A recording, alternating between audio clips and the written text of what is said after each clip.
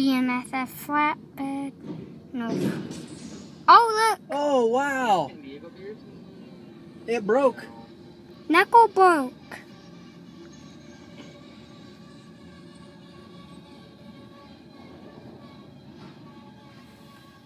Oh, wow!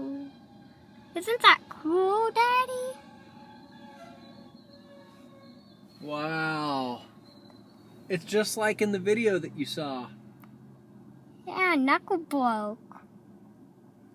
The engineer is going to know that that happened too, because there is a electronic device at the back of the train, and that device measures the distance between the front of the engine and the back of the train.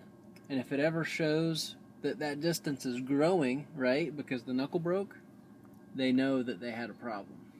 Oh, wow!